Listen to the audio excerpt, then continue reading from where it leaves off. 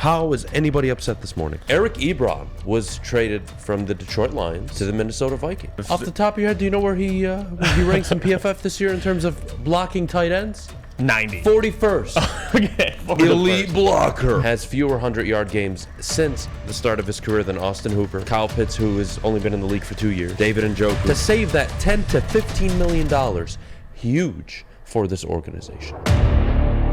Oh man, honest to God, I was really considering showing up here and smoking my lungs out. I swear to you. I was considering coming here today and having a smoke fest.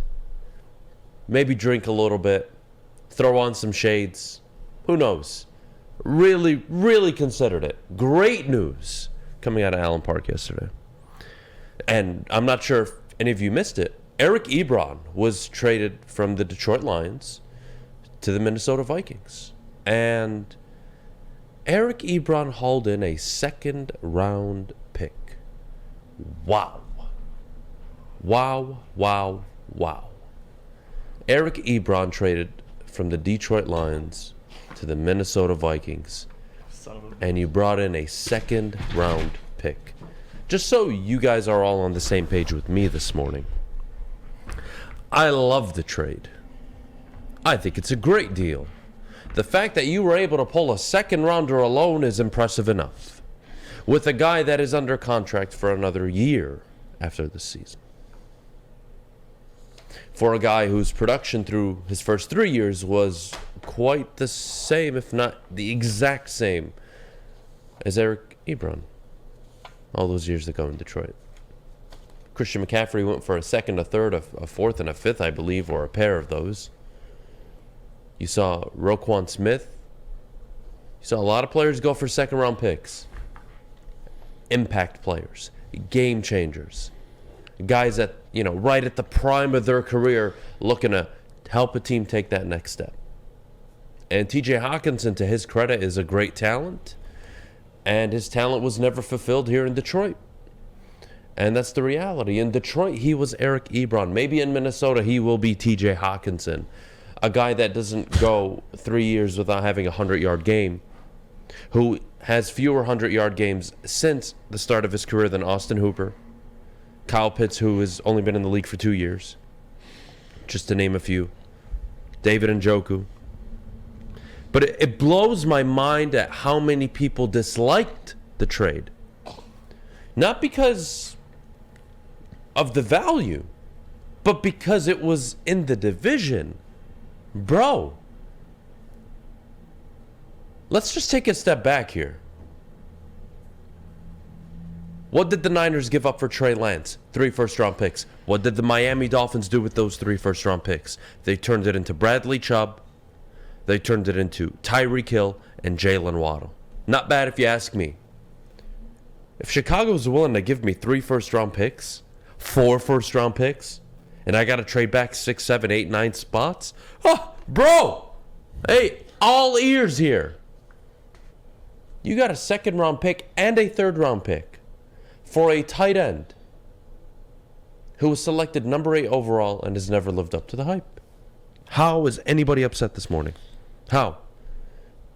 And how is anybody calling any attention to what Brad Holmes is doing? 2 picks in the first round, 2 picks in the second round, 2 picks in the third round. Did the Lions throw in the white towel yesterday? You guys can use whatever phrase you want. You can define it however you want. The reality is, it's not about throwing in the white towel. What happened yesterday was there was an opportunity, they jumped on it. Would I have liked to have seen maybe DeAndre Swift get moved? We talked about this yesterday. I said yes, but I'm probably not getting any value out of him. I would be lucky to maybe get a 6th, maybe a 7th. No one's trading anything for him. So that's the reality this morning. I thought it was a great move. Jeff, what'd you think? No, I thought it was a good move. I think initially the frustration was kind of what you already hinted at, that it was in the division. But the more I think about it, I don't even know if Minnesota is going to be able to extend him. I want to check out Minnesota, their cap space for next year. And I think the bigger picture to take away is we kind of saw this coming, right? I mean, TJ and his agent, there's not a lot of contact between them and the Detroit Lions. There wasn't really an extension on the way. You're not paying a tight end, especially how bad this defense is. A lot of work to do. And I think TJ, the kind of thing that you could take away from this is for his impact. Because nationally, what frustrates you the most is nationally, everybody's like, they traded TJ? Like, it's this big shock.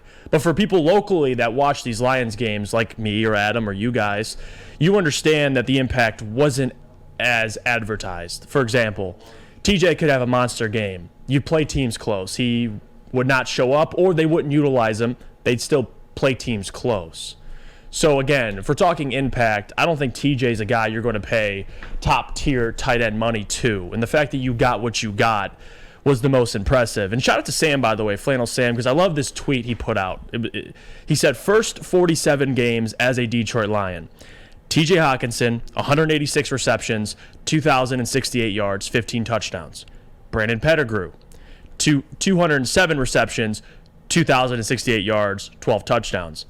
And then he said Hockenson, in quotations, really good tight end. Pettigrew, in quotations, shouldn't have used a first-round pick on a tight end. So, again, if we're talking comparison, and by the way, I got a lot of respect for TJ. I still do believe at points, like, for example, I was at the game Sunday. I think he was underutilized. And I think at Minnesota, they're going to utilize him well. I think he's going to play really well. But that doesn't take away from the fact that they got a good return for him. I'm fine with what they got. Minnesota or what? What? What are Minnesota right now? They're contenders. 6-1, I believe. Yeah, they are. They're going to win the NFC North. So they're going to win the NFC North. That's the only. They're going all in for the next 2 years. And you face Minnesota one more time. This is my theory. We'll see what happens. I don't think TJ's there for long term. So, again, even if he is, when did this football town become so soft? What do you mean? About fans being frustrated with the trade? When did all of you get so soft on us in a flip of a switch? When? I'm confused now. Help me understand a little bit. Your psyche, what's going on in your head? Please, I'm all ears this morning. Go ahead. Go on. I was going to say, you know what frustrates you the most is people saying how good of a blocker he was. That's probably the most false narrative. That's my favorite thing. No, it's the most ridiculous narrative. Off the top of your head, do you know where he ranks in PFF this year in terms of blocking tight ends? 90. 41st. Okay, 41st. He had a 48.1 rating this year. Last year, 45.1. That's probably elite blocker. That's what I was watching somewhere. I think it was actually shout out to Pat McAfee because they were kind of guilty of this. They're like, he's a Kittle type, Kittle-esque physicality blocking at the line of scrimmage. Kittle, I'm like, he's nuts. what are you guys watching that we aren't watching? Because listen, Hockenson, he's a receiving threat. I still think in Minnesota they're going to use him, but his blocking isn't as advertised. Who cares about Minnesota? When did we become so soft? When? When did we become this soft? Regarding what? If you have a problem with the talent or lack thereof or an abundance of talent that a division team may have on you, I suggest you get better as a football team, which you can do in the draft, and I suggest you hire a coach who can actually win football games. But that doesn't matter right now, so we're going to move on. Stop being so soft about it.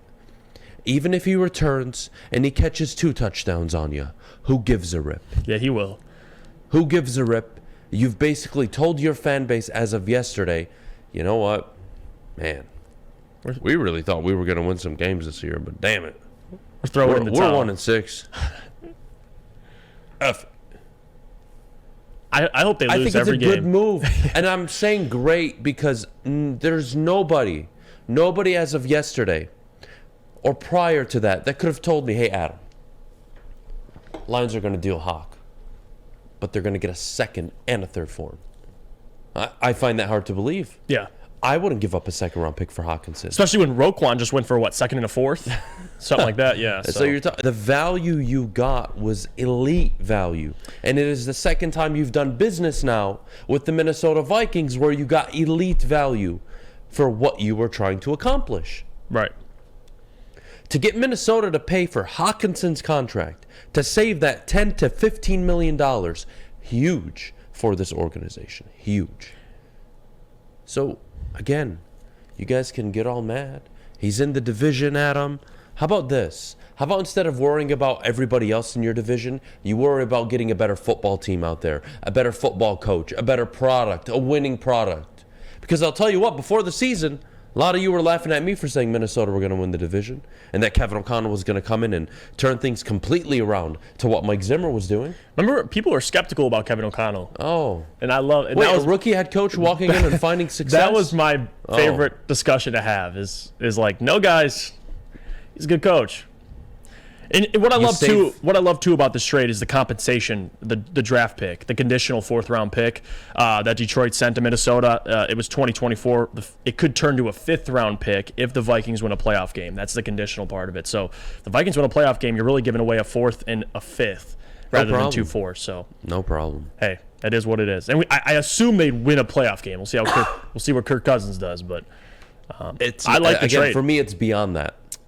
He can have all the success in the world with Minnesota. Congratulations. Yeah, no, that is a reflection of this organization. Right. I don't want to hear, oh, well, our players keep leaving and they just somehow get better.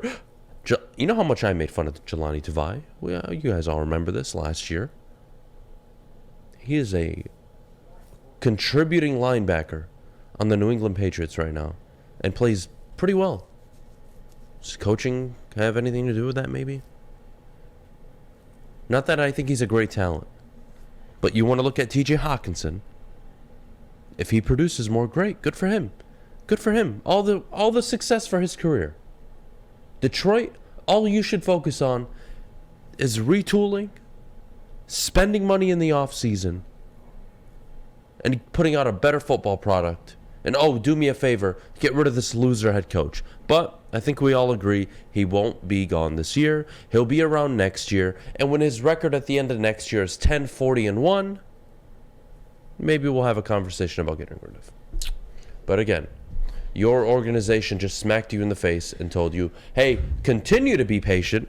And not only are you going to continue to be patient, we're going to send, one of our better offensive weapons away. We're going to get great draft compensation, but we're basically admitting that we suck this year. It didn't go according to plan, and we're calling it in. Well done. You broke 7 games into the year. Wow. Impressive.